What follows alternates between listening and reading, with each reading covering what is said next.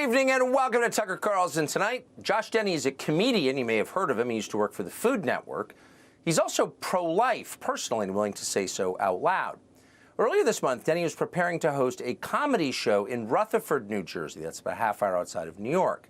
But just minutes after the show was announced, Antifa, a violent radical group, decided to shut it down. Hundreds of Antifa-affiliated Twitter accounts started bombarding the venue, called the Williams Center. They also went after the chief of police of Rutherford, a man called John Russo, and they threatened violence. Now, at that point, a chief of police who wanted to defend the Constitution, his solemn duty, would have pushed back and affirmed the sacred right of free expression of every American. But that's not what Chief Russo did. Instead, he caved to the demands of the mob. He warned the venue that the venue might face civil liability if they let free speech continue, if they allowed the show to go on. Then he said he would shut down the show on, quote, public safety grounds.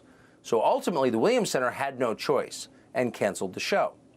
In the end, the only people who showed up at the Williams Center that night were several police officers, and they were there to make sure there was no comedy taking place, none at all.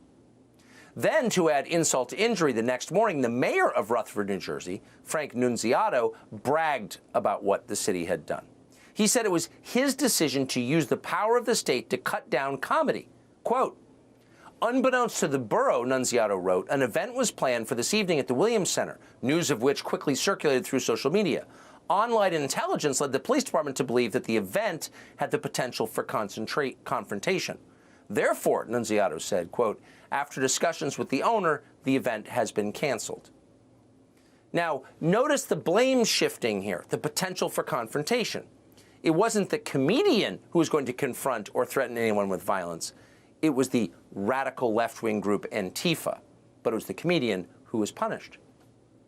This is not the first time Josh Denny has experienced this. It's happened 4 times in just the past few weeks. Shows canceled because of threats from the left. 2 shows were canceled in Chicago, another 2 in New York. And every time the same pattern.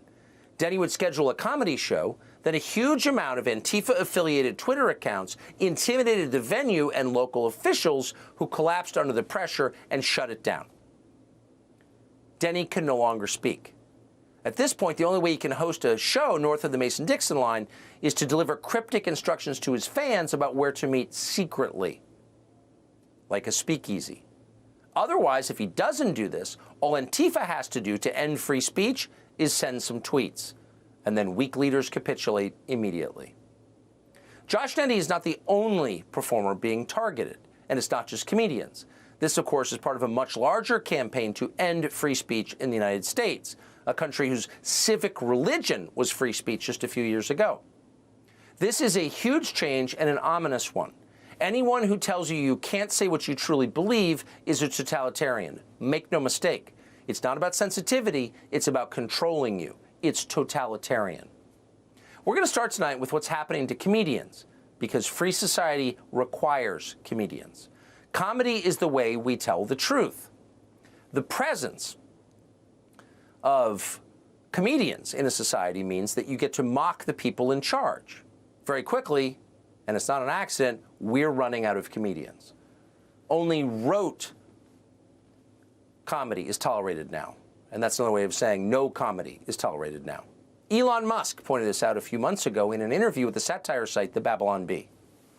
And then you realize it's like, wait a second, is the comedy getting at an essential truth, or trying to, or is there a propaganda element, or is it trying to push you in a particular direction, or getting to an essential truth that is humorous? Mm-hmm. And when it stops trying to get to an essential truth that is humorous, then it's just not that funny. Well, after that interview, Twitter, as if to prove it has no sense of humor at all, banned the Babylon Bee. Their crime?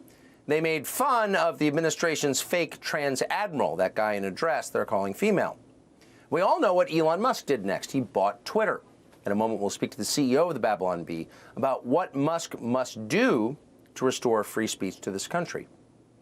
What is clear at this point is that after Elon Musk fired half of Twitter's employees, Twitter got better. Why? Because they were the censors. And Twitter isn't the only company many of whose employees work effectively as censors to shut down your freedom to say what you think. Outside Netflix headquarters last year, protesters, some of them Netflix employees, gathered to demand the censorship of Dave Chappelle. Watch this. Accountability! When do we want it? Now! When do we want accountability? When do we want it? Now! It's okay to laugh, but you're sparking hate conversation.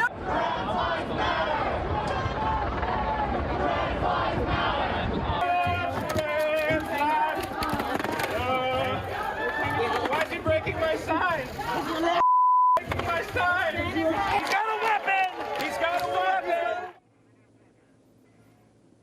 So what you had at Netflix is what you also had at Twitter, and it's the same phenomenon that's canceling comedians all over the country. A small group of politically inflamed, highly motivated extremists who prevent the majority from saying what it thinks. Another word for that is tyranny, and it's everywhere.